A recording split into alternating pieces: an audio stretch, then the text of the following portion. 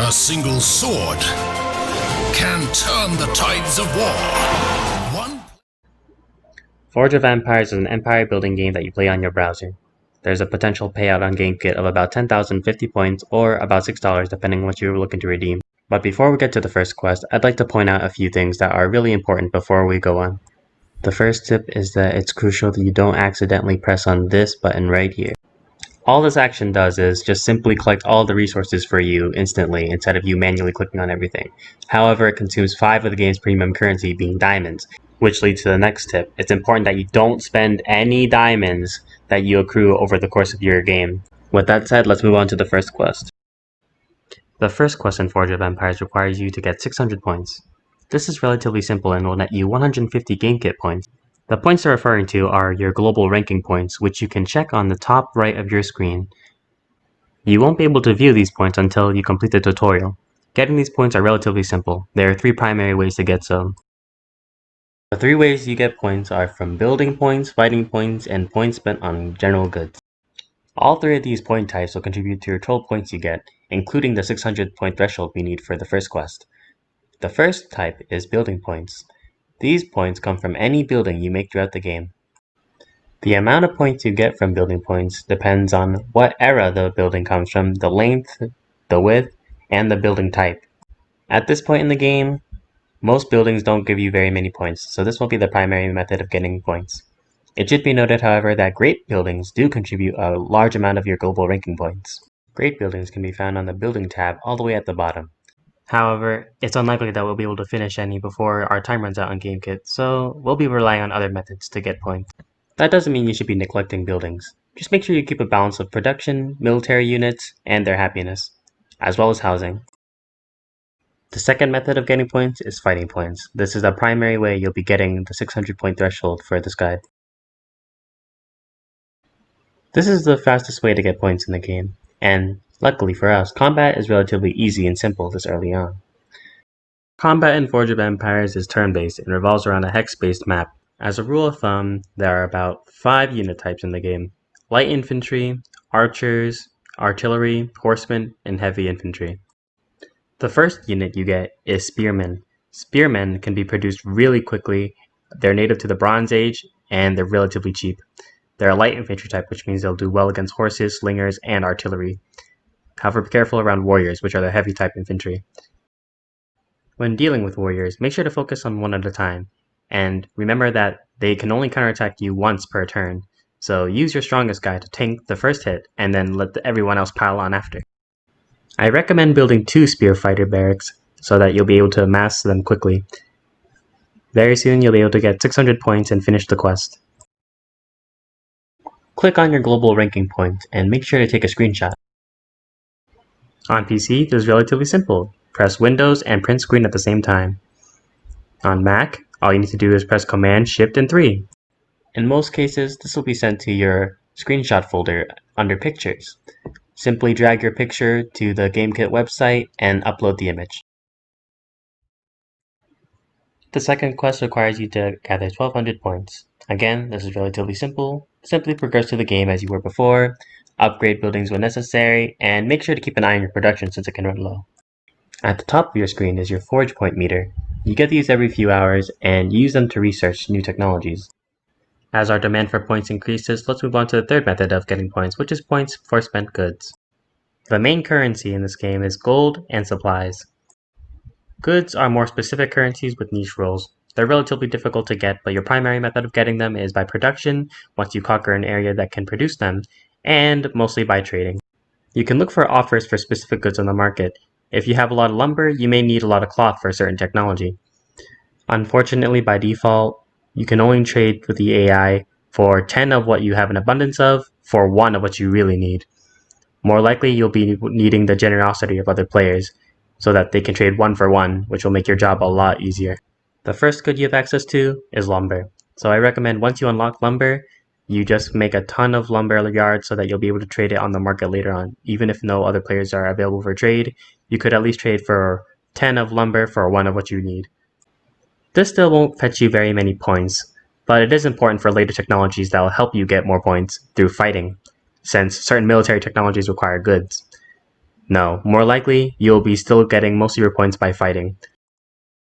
If you find yourself running low on gold, I recommend you go make a ton of friends and start aiding them every 24 or so hours.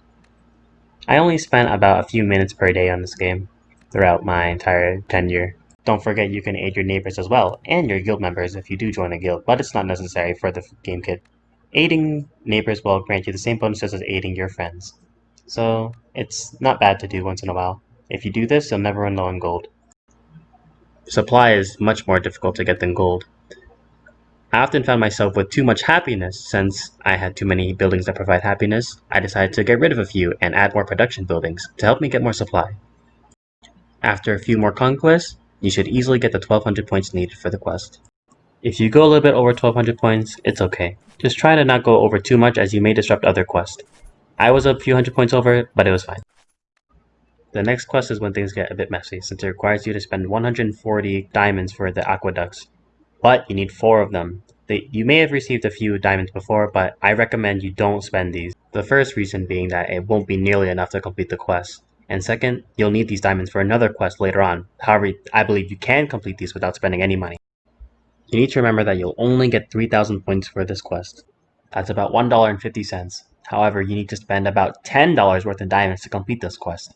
These diamonds can be used to fulfill another quest that requires premium currency later on. By all means, if you're thoroughly enjoying this game and you want to support the developers as well as having some reasonably useful equipment, I recommend that you do buy it. However, since you're using Gamekit, it seems rather counterintuitive to put all away your hard work. If you don't spend money, this means that you'll probably fail this quest, which is fine because you can still continue the other quest after this one expires. Let's move on. The fourth quest is when things get a bit difficult. It requires you to get 2,300 points, but you only have a few days to make this work.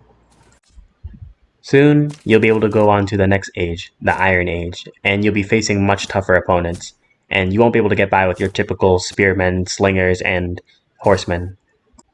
You may be able to get by merely swarming the enemy and massing a ton of troops, and some clever strategic plays. Remember your unit balances.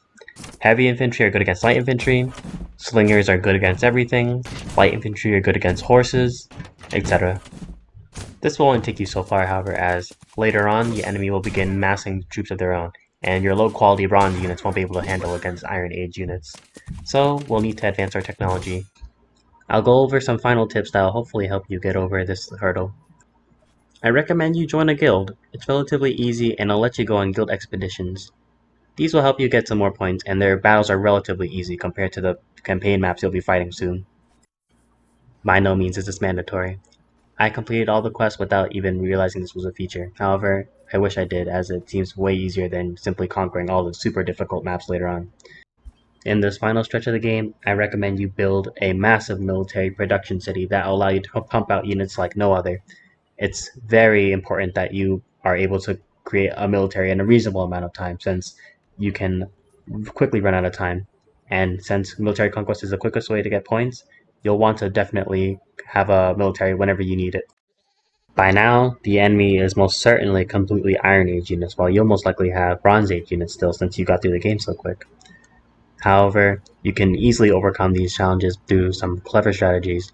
You should keep in mind that the enemy most likely has 8 units in most of their battles, which is the maximum you can have, so you won't be able to outnumber them as you did before. Fortunately for you, there are some units that can help you turn the tide. In your Bronze Age, you had access to warrior units, which are the heavy infantry of the era. They're relatively durable and can certainly hold their own against most Iron Age units, even Legionnaires, although obviously they will lose one-on-one. The next unit you should be massing is a soldier, an early Iron Age unit that replaces the spearmen. They're relatively quick, they do decent damage, and they get defensive bonuses in woods and bushes, which are really common in this area. If the enemy force is all melee units, simply turtle up and wait for them to come to you. If they're ranged, get the soldiers behind the enemy lines and kill their ranged units, and then gang up on the melee units. It should also be noted that in order to unlock the soldiers, you need the soldier barracks technology, which is unlocked under militia technology. It's relatively easy to get. All you need is 8 wine. However, I didn't have wine in my playthrough, so I had to trade for it. It's not too hard to get, just make sure you master a lot of goods like we mentioned earlier. Please try to save any unit you can. If one is low on health, keep him in the back, and then let him deal a finishing blow instead of tanking the first hit. Units that are attacking should be at more health so that they can take a hit, and then the units with low health can attack right after them, and they won't be retaliated because each unit can only hit back once. Now onto range units. These units are really helpful for helping you deal with legionnaires and also enemy range units. Obviously, they'll lose one-on-one to their Iron Age counterparts, but they're relatively cheap to get, and they make great bait for melee units. The enemy will go out of their way to try and hurt these guys, so make sure you try and tank up and protect them with melee units by surrounding them. They deal relatively low damage. However, when they attack, they won't be retaliated against, which can be really helpful for long battles. It should be noted that the Stone Thrower can actually take 2 shots from the enemy Iron Age counterpart, which is the Ballista. And in return, the Stone Thrower can also take out the Ballista in 2 shots. Very lucky. However, more likely than not, these range units will die on the battlefield. But luckily, you can replace them relatively easily due to their low cost, and they get produced pretty quickly. Remember to look around your city for any glowing items when you hover over them. They'll give you little bonuses, and don't forget to check your tavern that your friends will drop by and give you little coins. They're really helpful for long-term accumulation of wealth. That's everything you need to know to get 2,300 points in Forge of Empires. I finished it with a few days left to go, so I didn't even try that hard, so it should be pretty easy for most of you. I'm not especially good at these kind of games, but I did enjoy my time in the game. Oh, I almost forgot, the 5th quest. Ah yes, the 5th quest. Let's get on to that. So, remember when I told you not to spend any of your diamonds? Well, this is the reason why. As you guessed it, the reason why this quest gives you so many points is because you have to spend premium currency. However, in this case, you don't actually have to spend any real world money since you should have just barely enough at this point to have enough for the amphitheater, which is what is needed for this quest. Unfortunately for me, I had already spent all my diamonds, but I honestly didn't really need to. I was just a fool, and if I hadn't done that, I would have had enough for the amphitheater, which is about 250 diamonds, which is about what I had if I wouldn't have spent all those diamonds. So if you research the amphitheater, actually you should just have it I already have it unlocked by now. You should be able to just outright buy it. Remember to place it somewhere that you can take an easy screenshot and then post it, and that should be an easy point. And that should be every quest in Forge of Empires Gamekit completed. Thank you for watching my video, and if you enjoyed, why not give a like? I found this quest relatively enjoyable. Forge of Empires is a game you might have seen some rather laughable advertisements for, but the game quality certainly is far superior to the actual advertisements themselves, unlike Raid Shadow Legends. Anyways, the game was pretty fun. I really enjoyed watching my city progress, and the combat was actually not that bad.